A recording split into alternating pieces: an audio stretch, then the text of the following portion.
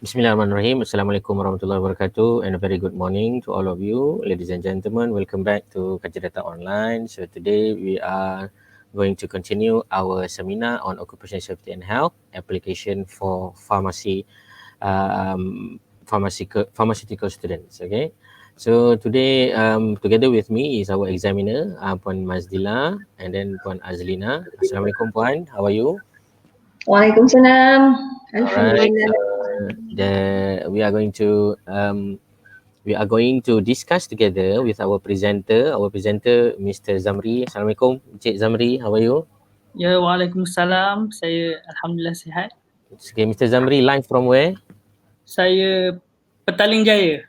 Petaling Jaya. Wah, so nearby, no problem. Alright, so without further ado, I would like to invite Mr. Zamri. Please bear in mind that you have approximate 10 to 15 minutes for your presentation, and after that we are going to continue for some sort of Q&A, and after that please wait for a while in the studio, and then if you got any technical difficulties and so on that you want to share, please go to your private chat for any reasons. Okay, so without further ado, I would like to invite Mr. Zamri to present his finding with regard to occupational safety and health, PFCD 1112. Silakan Tuan, the floor is yours. Ya, baik. Assalamualaikum warahmatullahi wabarakatuh. Saya Saiful Zamri bin Muhammad Sulaiman bernombor matrik 0019. Pertama sekali terima kasih kepada Cik Aizat, Puan Azlina dan juga Puan Masdila untuk menjadi tenaga pengajar kepada kami. So saya teruskan kepada task atau aktiviti yang diberikan kepada saya. Untuk aktiviti pertama, untuk handling of hazardous agent, saya mendapat bahagian radioaktif. So saya memilih satu bahan radioaktif iaitu Tritium 99M. So slide ini untuk bahagian radioaktif merangkumi minimum PPE, dry generator, low radiation, monitoring and cleaning.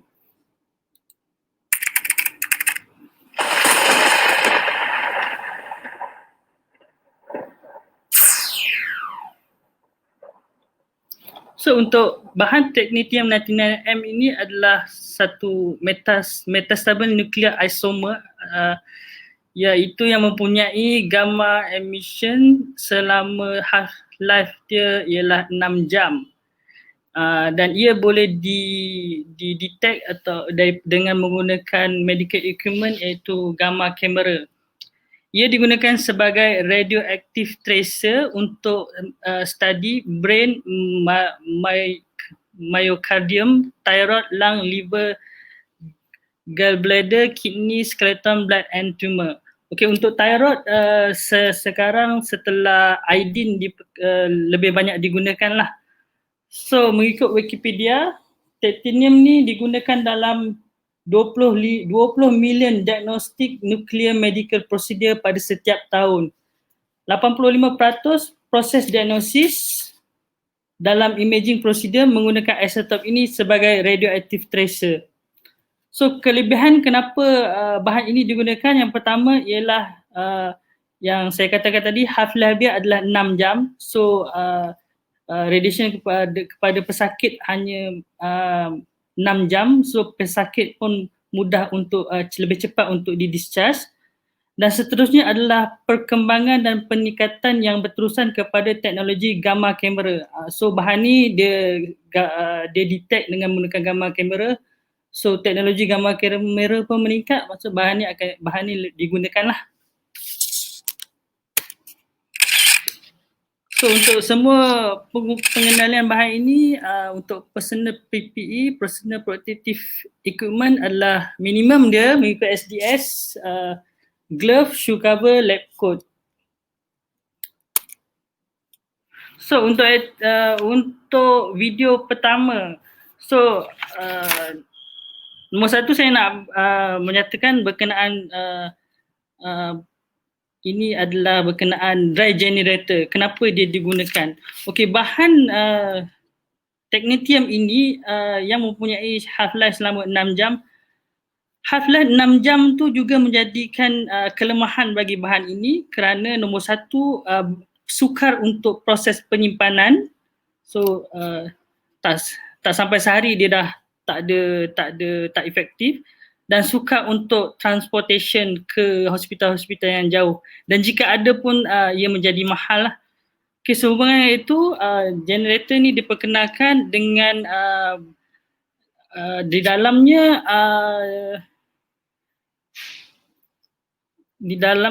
dia diletakkan bahan, kalau ikut sini, the parents of titanium ni atau ibu kepada titanium ni iaitu molybdenum 99 yang half-life-nya mempunyai selama 66 jam. So half-life 66 jam ni menjadikan ia lebih mudah untuk dipindah-pindahkan dan dibawa ke hospital-hospital yang jauh. So ini adalah salah satu contoh dry generator yang ada di pasaran. So arahan untuk, ini adalah contoh lah. So arahan untuk produk ini adalah seperti di tepi ini. So apa yang saya nak tunjukkan ialah, okay, untuk titanium ni dia perlukan lead shielding. So bekas ni akan diisikan, final titanium ni akan diisikan dalam bekas ni. So molybdenum tu yang ibu kepada technetium tu sudah berada di bawah generator ni. So bahagian ini akan dimasukkan iluan dia, macam mana solution lah untuk mixkan dengan molybdenum tu lah. So ini adalah vial vacuum empty vial, dia akan dimasukkan dalam, siap-siap ke dalam shielding bekas yang ada lead shielding ni.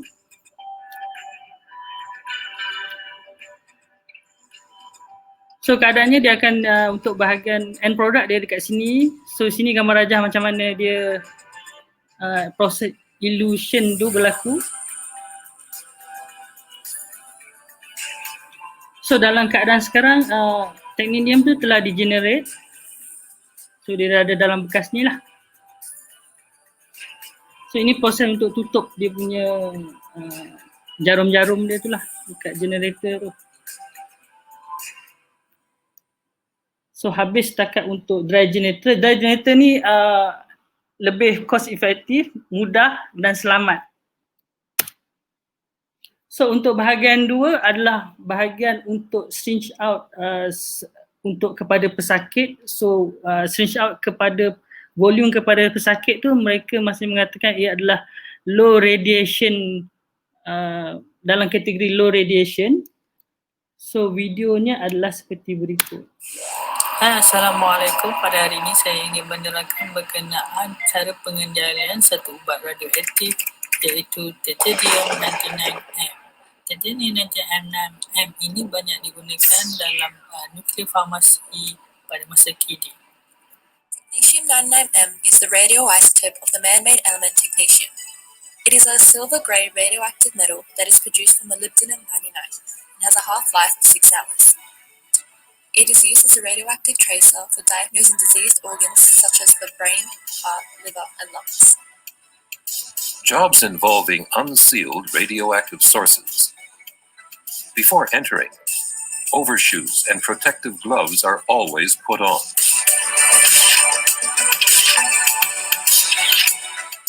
The time spent nursing and caring for the patients should be minimized as much as possible.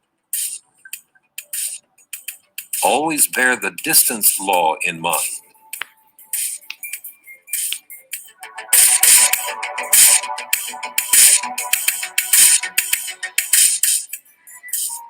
Always wear the appropriate dosimeters.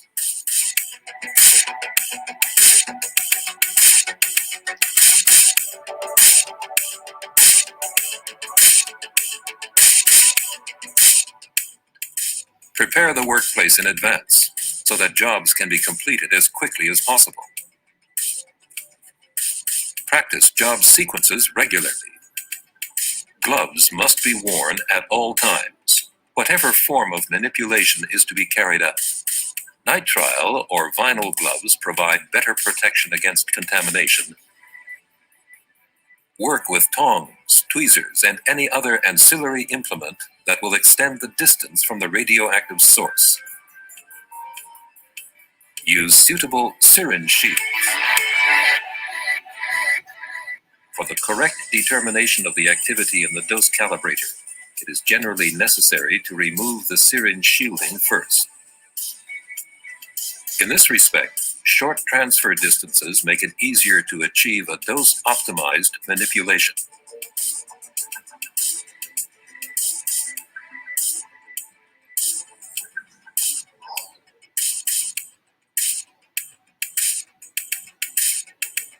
Before leaving the work area, people and objects must be checked for contamination.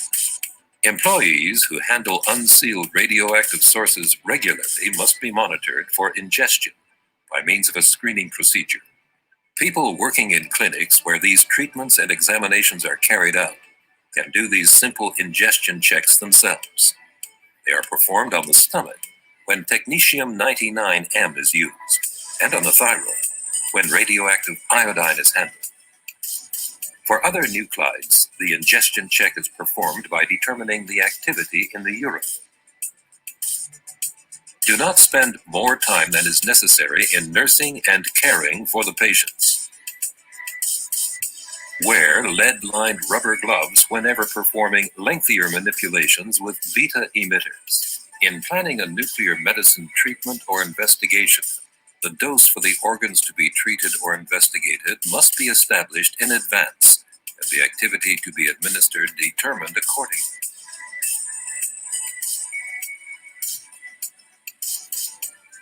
Ventilate treatment wards regularly. Contamination checks must be performed before leaving the controlled area.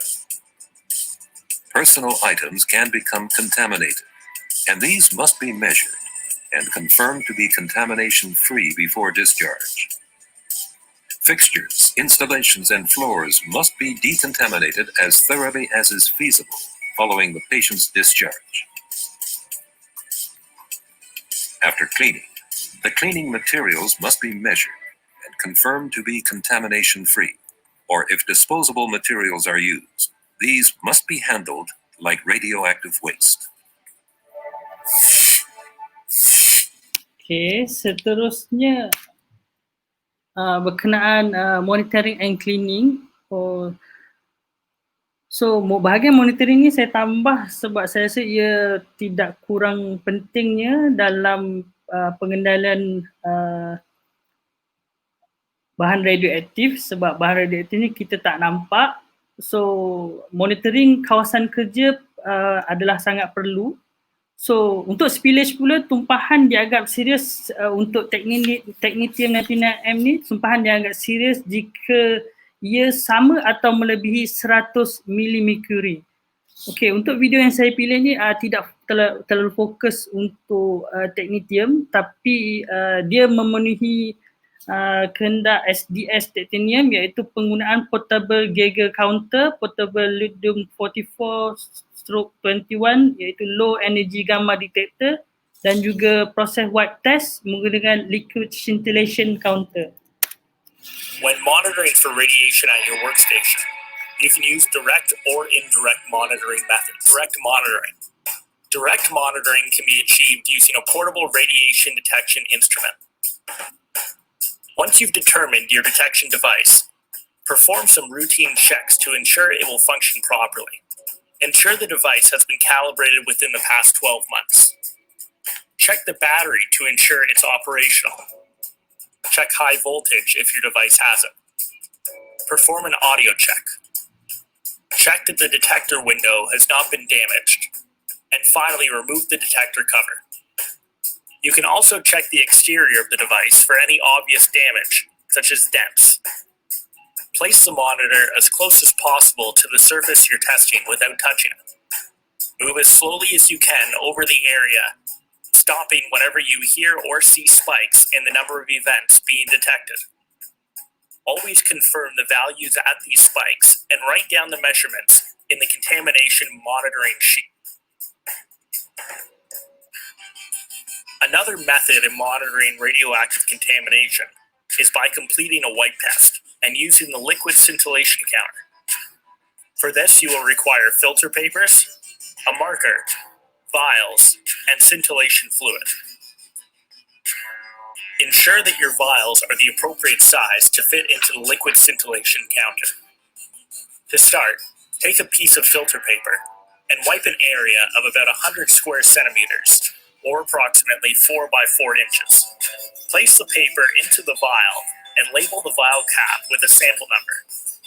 Place a clean piece of filter paper into a separate vial and label this as your negative control. Fill each vial containing the filter paper with scintillation fluid.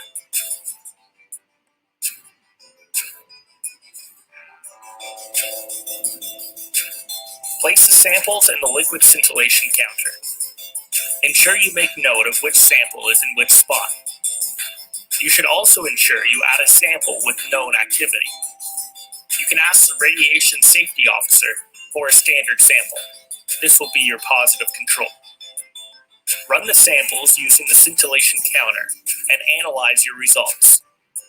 Once again, it's important to perform this monitoring prior to starting any work, as these readings will provide a baseline in the event of any spills or accidents.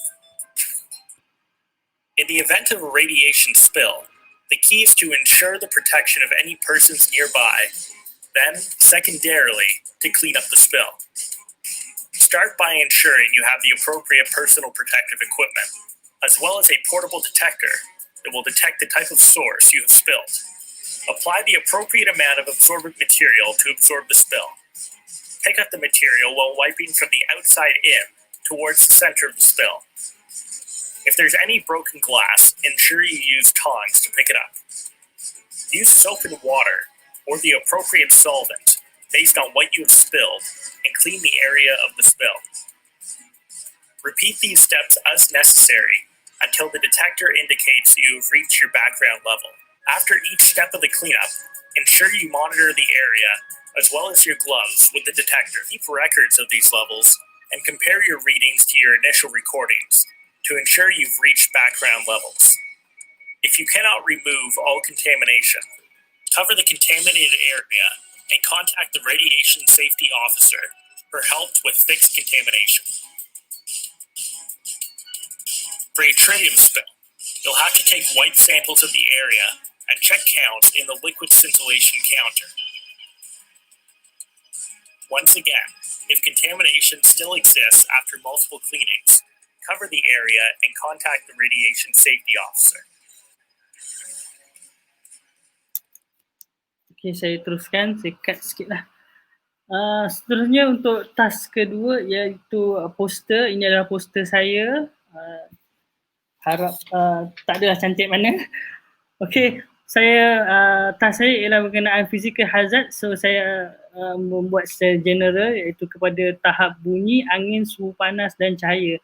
Okay, perkara poster ini saya menjalankan di tempat kerja saya iaitu unit bilik bersih TPN Hospital UKM. So masalah-masalah itu saya bawa ke dalam poster ni lah. So untuk permasalahan pertama iaitu bunyi mesin laminar airflow. Keadaannya equipment kami di Hospital UKM agak uzur sikit. So mungkin keadaannya mesin tu berbunyi kuat.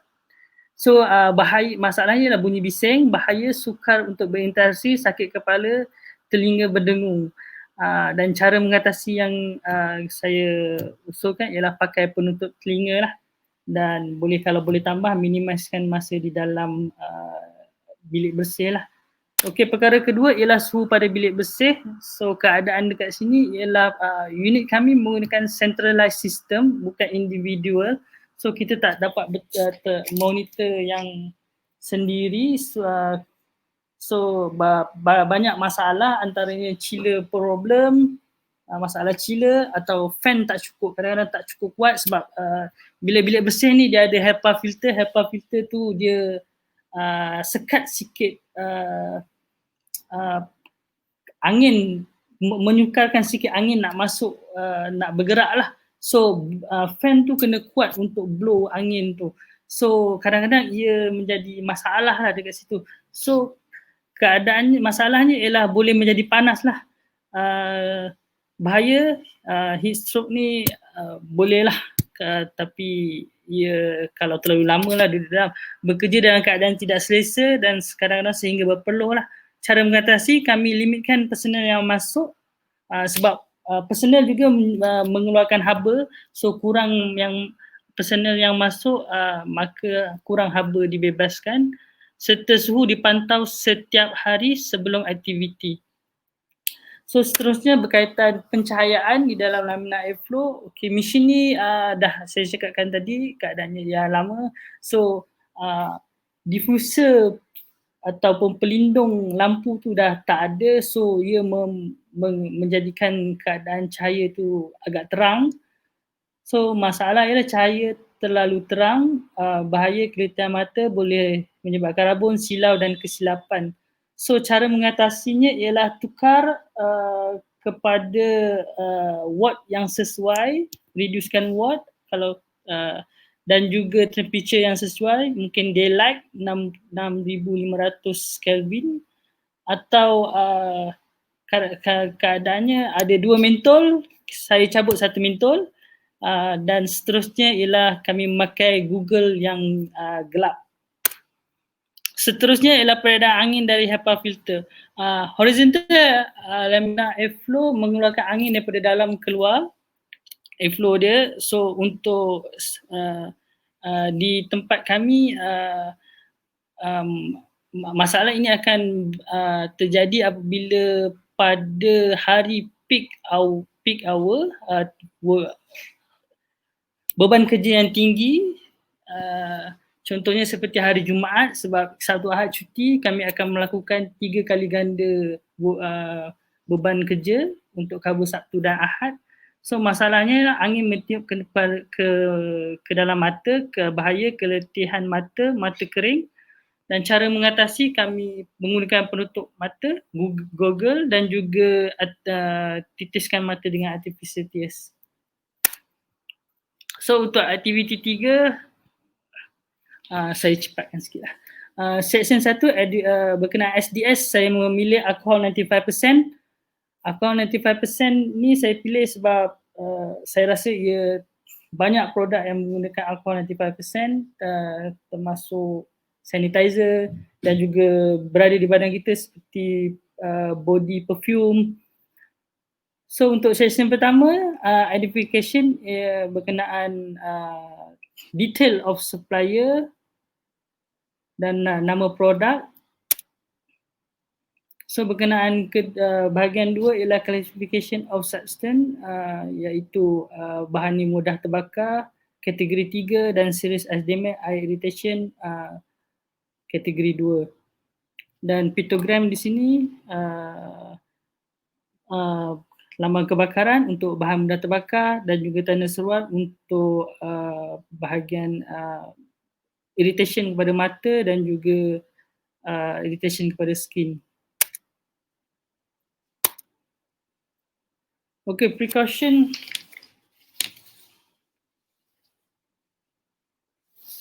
Precaution ya, jauhkan daripada panas, punca api dan juga bahan permukaan panas, dan jangan merokok, dan seterusnya yang lain semuanya perlu di follow untuk mengikut guideline good storage practice. So ini adalah composition information of ingredient. So ethanol 95 weight, water 5, 95%, water 5%. Okay, untuk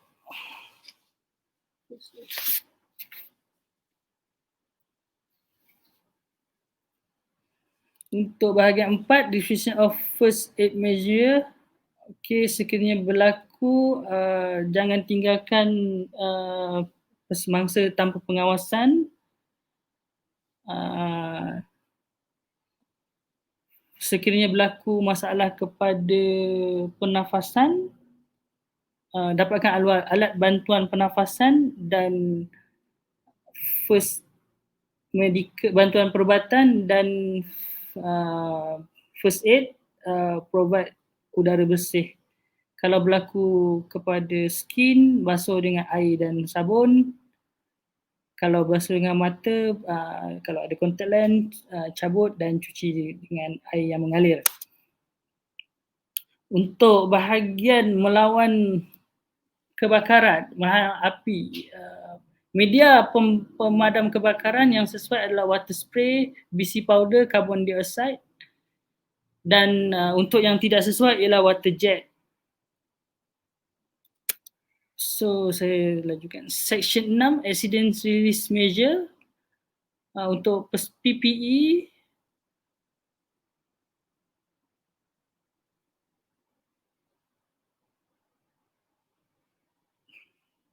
environment precaution, method of mitigation, reference, ini saya lajukan. Okay, untuk handling and storage, so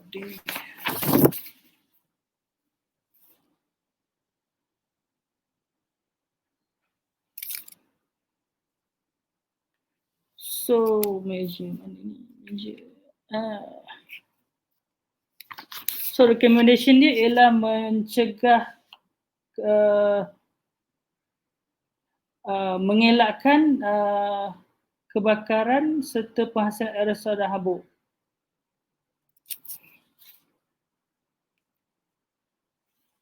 So untuk general occupation hygiene maksudnya dalam pekerjaan, so wash hand after use, jangan makan dan minum serta merokok, tanggalkan alat dan pakaian yang tercemar sebelum memasuki kawasan makan, never keep food, jangan simpan makanan di sini di tempat kerja, jangan menggunakan kontainer, jangan meletakkan chemical ni menggunakan kontainer yang kita biasa guna untuk makan dan minum.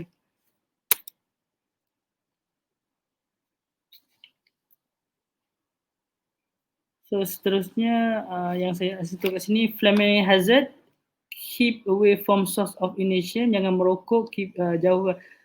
Sebab bahan ni mudah terbakar, so banyak section dia berkenaan mencegah daripada kebakaran lah. Keep away from heat, surface, spark, open flame and other ignition source. Jangan merokok. Okay, control of effect, protect against external exposure as frost, protect from sunlight. Okay. So, okay, bahagian 8 ialah exposure control atau personal protection. Yang ini saya tak berapa mahir. Okay, untuk exposure control, untuk bahagian mata, bahagian lain, keluaran gunakan PPE, bahagian mata dan muka guna face protection dan eye protection, skin gunakan glove, so kat sini dia dah sebutkan material nitrile.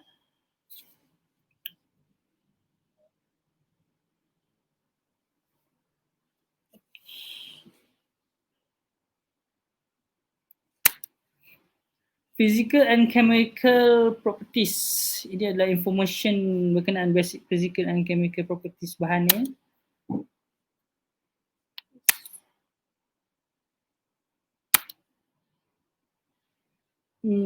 So section 10, stability and reactivity.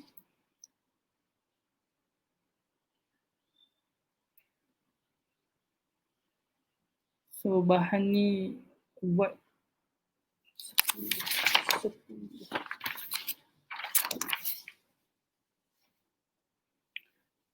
okay, condition to avoid ialah sumber api, percikan api dan juga sumber percucuhan yang menjadikan punca kebakaran lah, dan jangan merokok.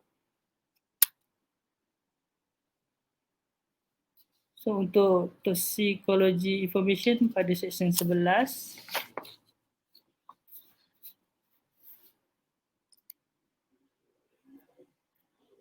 So kat sini dia ada sikit berkenaan, yang lain semua sama, skin corrosion irritation. Section 12 ecological information.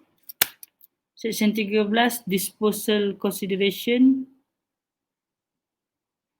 So kat sini bahan ni termasuk kita perlu elakkan masuk dalam longkang, avoid release kepada environment. So bekas juga perlu yang mendapat approve sahaja yang boleh digunakan. Okay, seterusnya section 14 transport information. So masih berkenaan flammable liquid, menekankan tahap 3 pictogram.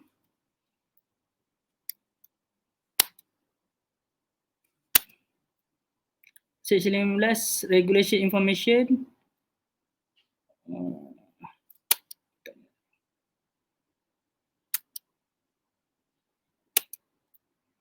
Dan section terakhir, section 16 ada information included data of preparation of last version. Okay.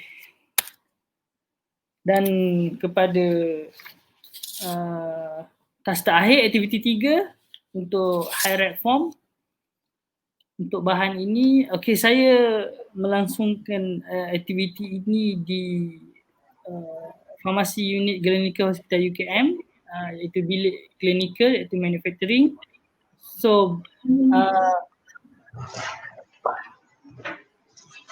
aktiviti yang pertama untuk bahan ini ialah menyediakan penyediaan alcohol 70%, hazard dia pendedahan kepada bahan kimia, effect skin irritation, serious eye irritation, PPE, existing contoh yang ada, PPE, Google, PPE, pakai glove, kawasan punya pipe air yang mengalir dan first aid kit. Okay, likelihood saya letakkan 3, mula-mula saya nak letakkan 4 sebab saya menggambar produk ini amat banyak dibuat dan kerap dilakukan, lebih-lebih lagi disebabkan COVID-19, permintaan kepada sanitizer meningkat di hospital lah. So produk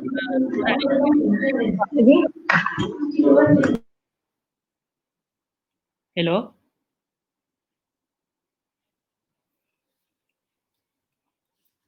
Dan saya tak meletakkan 5 kerana tak ada incident report yang dilaporkan. So saya rasa paling tinggi saya boleh letakkan disebabkan oleh saya nak letak 4 tapi disebabkan dia pekerja follow SOP dan juga existing risk control follow SDS.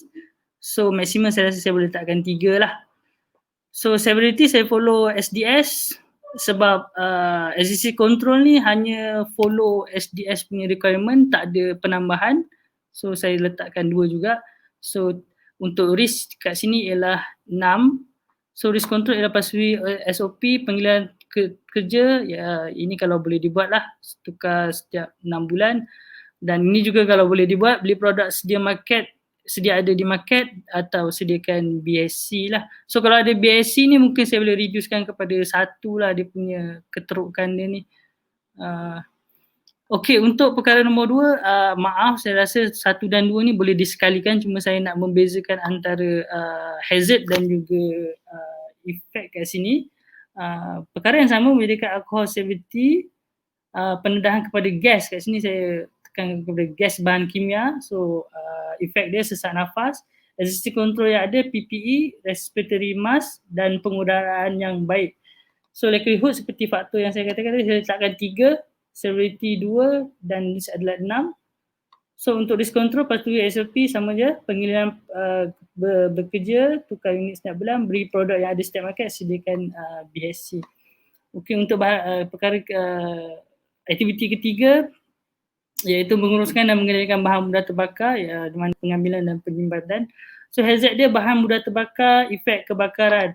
So existing control yang ada, bahan diletakkan di stor mudah terbakar, bahan diletakkan di paras tinggi dan mudah kelihatan sekiranya berlaku kebocoran tong, dan ketiga bahan pemadam kebakaran berada di kawasan yang hampir. So ini semua follow SDS lah. So likelihood saya letakkan 3 juga disebabkan faktor yang saya sebutkan tadi, dan severity 3 saya follow SDS sebab exist control ni hanya cukup-cukup seperti SDS. So risk control yang risk dia adalah 9. Risk control yang ada mengekalkan, risk control yang dilakukan mengekalkan kawalan risiko sedia ada, pemantauan dilakukan terhadap bau dan kebocoran, dan yang ini kalau boleh tambahlah, lelaki saja diutamakan bekerja di sini sebab bahan yang saya katakan tadi, bahan produk ni dibuat secara banyak, so bahan ni akan banyak digunakan. Minimum packing untuk bahan ni adalah sebotol ada 5 liter, satu kotak ada 6 botol, so maksudnya satu kotak 30 liter. So faktor berat juga ada kat situ, so kalau boleh lelaki lebih utama lah untuk bekerja di sini. So bila lelaki bekerja, masalah, saya rasa masalah untuk tumpahan apa semua sebab dia orang kuat, so boleh kurang berlaku lah. So itu sahaja daripada saya. Sekian, terima kasih.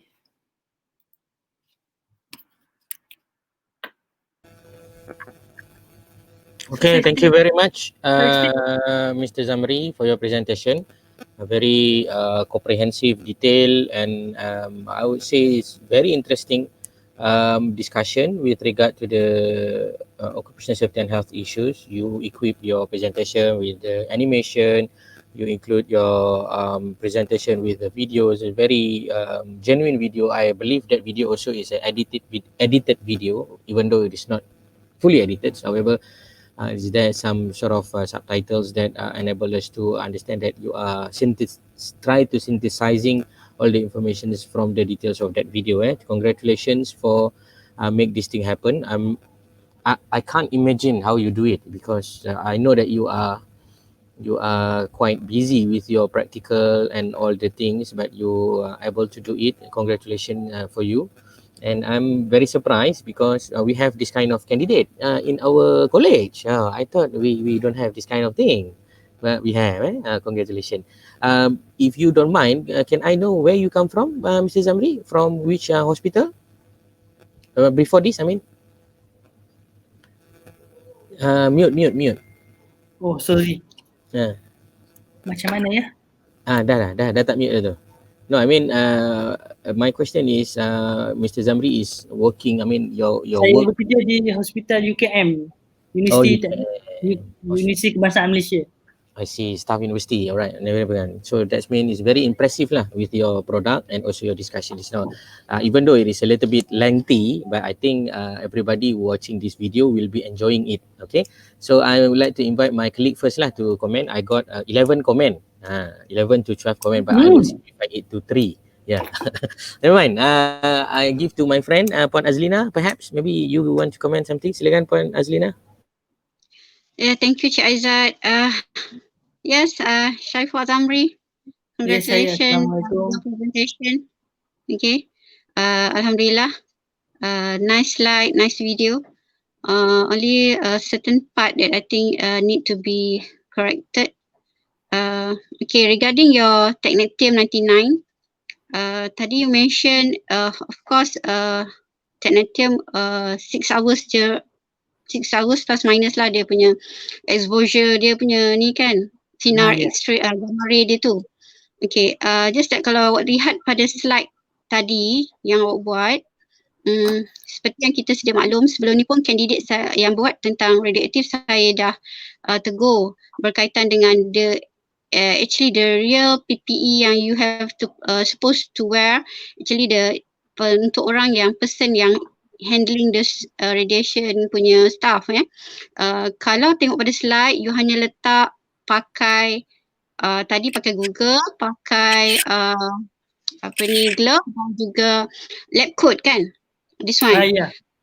yes, bila you berurusan dengan technetium or either iodine, molybdenum itself, all those radiation punya stuff, hazardous tu, you kena pakai, kalau ingat, lead apron, saya pernah explain dalam kelas, lead or plumber punya apron suitable because you mention because masa you handle those thing actually you ada those meter yang gigamula, all the gamma rays punya detector kan, so that you know. Sebenarnya soalan ni Puan, soalan ni saya dah querykan sebab saya tak dapat video. Bila tengok kat internet ini kebanyakannya equipment PPE dia orang hanya seperti yang dalam video saya. So saya persoalkan kepada pegawai-pegawai farmasi lah.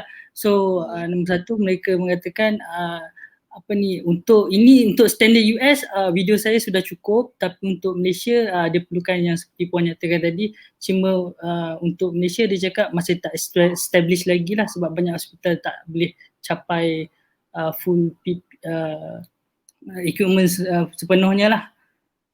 Okay, saya faham kedudukan tu sebab kita faham keadaan KKM sendiri kan, keadaan research university yang lack of banyak kata modal untuk keluar those suitable PPE yang kita bercakap tentang in terms of safety kat sini lah. Tak apa, it's okay, just that saya kongsi dengan you all macam dalam kelas juga.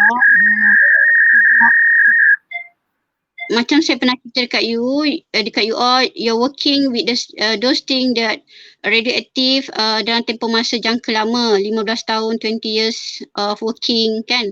So that selain daripada you kena tahu those dedahan exposure to you, okay, you nak elakkan so that 5 tahun akan datang, 10 years akan datang, you bukan one of the patient cancer yang akan balik ke nuclear department, okay, to get those medication kat situ kan. So apa yang penting, cuma saya nak kongsi macam tadi lah, mungkin you boleh, walaupun dalam video tu tak ada, tapi mungkin you boleh explain that for the safety purposes you need those things, okay, untuk you yourself as a person that handle those things, okay.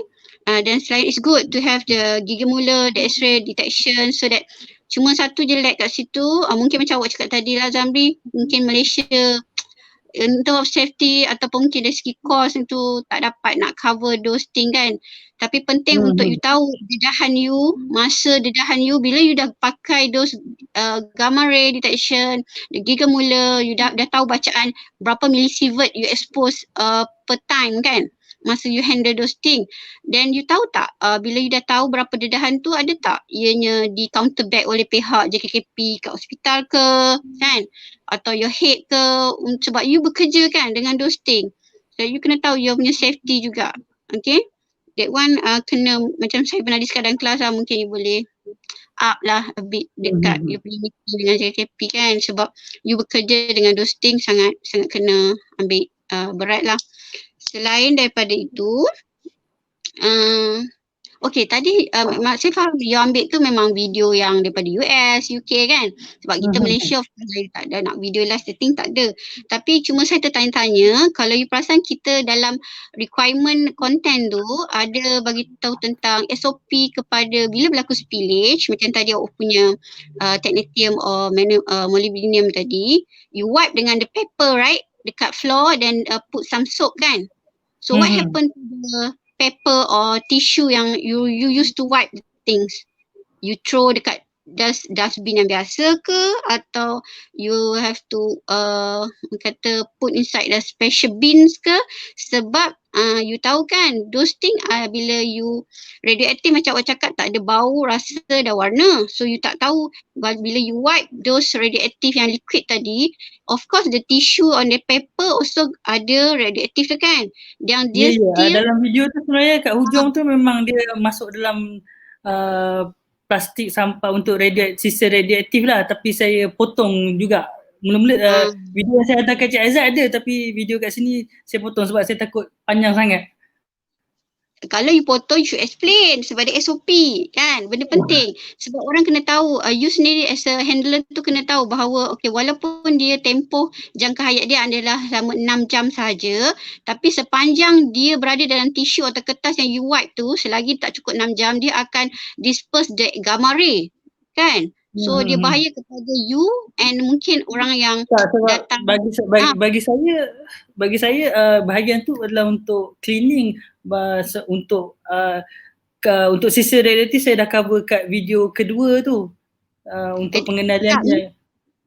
I mean dia tak clearly, macam you tak explain it clearly walaupun video tu tunjuk, tapi mungkin awak boleh jelaskan sebab macam saya cakap tadi lah, ia good for you yang orang person yang handle, dan selain tu mungkin you mungkin tahu tapi pada contoh makcik-makcik atau pekerja yang yang mencuci kan, yang kutip ke, sebab dia orang pun kena know those things, SOP tu kan, kena tahu apa dia orang handle dengan bila dia angkat plastic bag tu, dia tak tahu apa inside.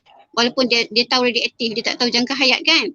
So the exposure untuk dia in terms of safety lah kita bercakap kat sini itu dua penting yang berkaitan dengan yang saya nak tentu lah.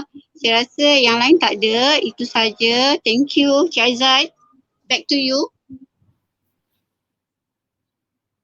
Alright, thank you very much Puan Nazlina, a very detailed comment to Mr. Zamri. So please bear in mind Mr. Zamri, sometimes when you present so well, the question also become so deep. So don't get offended lah, because it is a practices lah for you, because you are so good, then the question also will be technically so good. So it's fair and make your brain function very efficient lah in the future, insyaAllah. Alright, so take that one as a idea of the improvement. I think the details highlight from Puan Azlina is quite significant, especially when we share this content or this idea to the public, because not everybody understand everything lah. However, I really appreciate whatever that you already done. Okay, Puan Mazdila, silakan. If there any comment that you want to add? Alright, Assalamualaikum Zamri. Waalaikumsalam. Sihat? Alhamdulillah.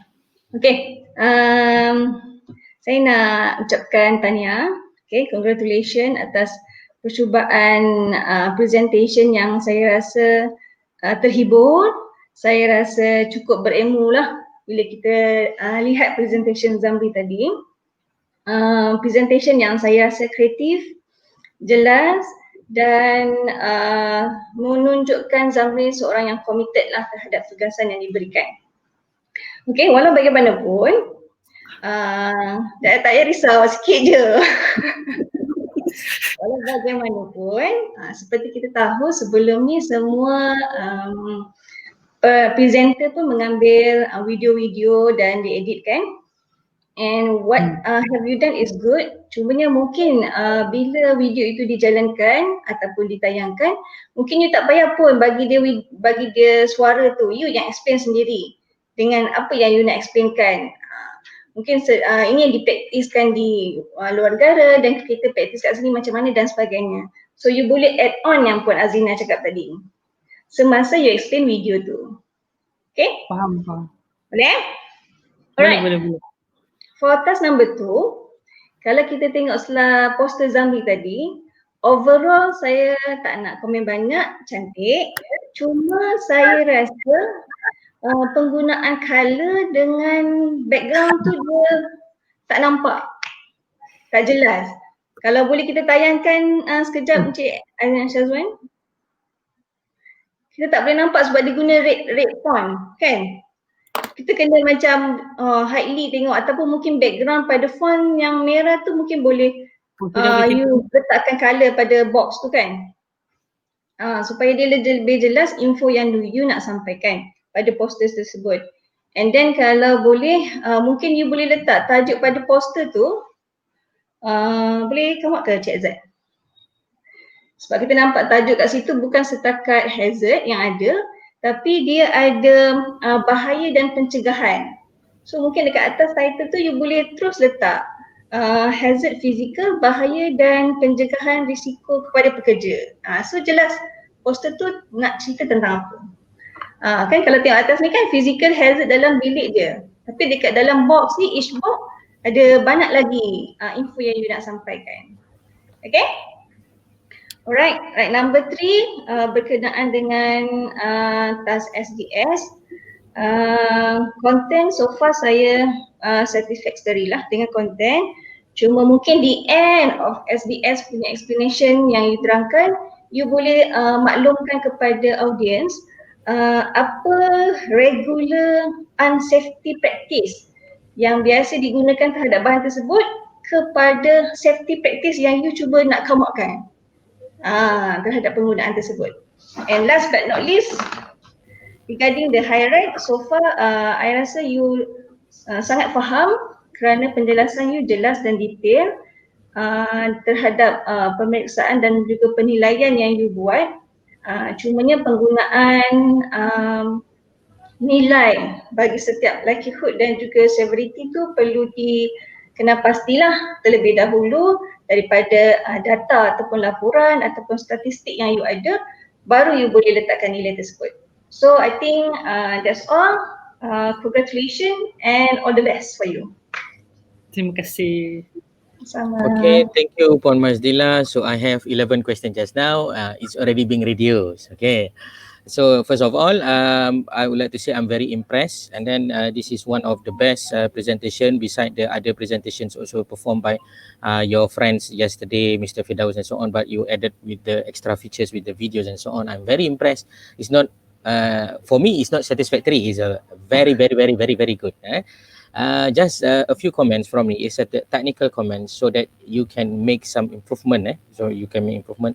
I highly noted that you using a very good content and ideas. However, the explanation and the synthesis information from that is also take note lah, because when you further your study, when you upgrading your knowledge, so the element of synthesis is important. The synthesis ni as simple as you make a comparison. Why this thing happen? Why this thing not happen?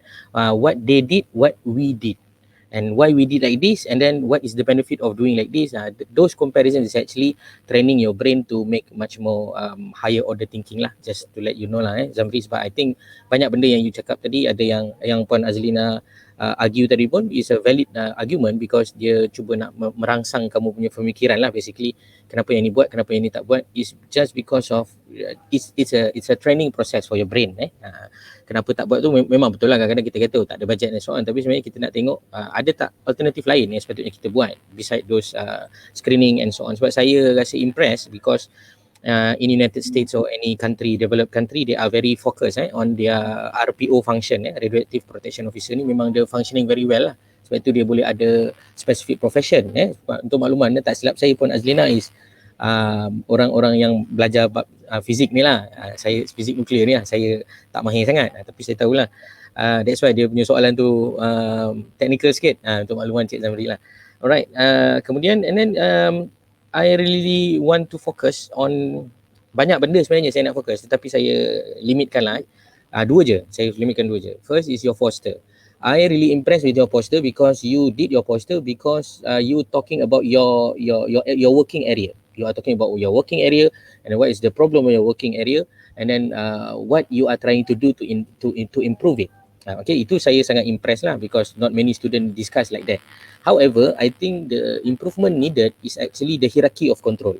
Whatever that you discuss more towards the PPE first. So for me, it's not really impactful.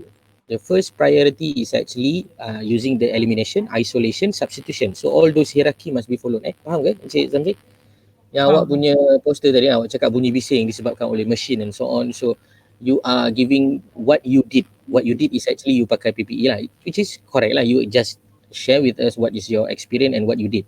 However, you should also suggest what should the management did on their part in terms of making the isolator, fixing the vibrating equipment and so on. So itu adalah dipanggil sebagai hierarchy of control. So hierarchy of control ni akan benar-benar memprotect you all ethically when working inside those room lah. Itu saya ambil satu contoh je lah, macam suhu ke cahaya, yang whatever yang you cakap ni, kalau you perasan semua tema anda adalah PPE. It seems like you are protecting yourself and your management not aware, or you are not inform them. So something like that lah. So in the future, when you talking about the hierarchy of control, prioritize first in term of the engineering control and whatsoever. Faham kan yang tu kan? Maksudnya you buat apa, you cakap dah apa yang you buat, bagus, tetapi you tak fokuskan sebenarnya apa yang by right. You cerita by left ni sebenarnya, patutnya kita cerita by right. By right, bila bunyi bising contohnya you kena ada isolator. you kena letak mesin yang bising tu, you kena buat noise mapping and so on. So itulah yang saya nak dengar, yang kami examiner nak dengar lah. Walaupun benda tu tak buat lagi, walaupun benda tu mungkin buat 2040, tetapi cadangan itu perlu ada daripada student yang macam you. Okay, itu you kena ingat. Okay, yang kedua ni last comment lah, sebab kita ada masa pun agak cemburu sebab bila presentation bagus pun kita seronok bincang, bila presentation tak bagus pun kita seronok bincang juga. Macam tu lah. So the last question is actually more regards to your high rank lah. So your high rank is actually quite good. However, saya komen satu je, iaitu the way that you arrange it. Kalau saya boleh share screen kat sini for the benefit of the viewer also lah. Whatever that you share and justify and explain just now in your presentation is quite clear.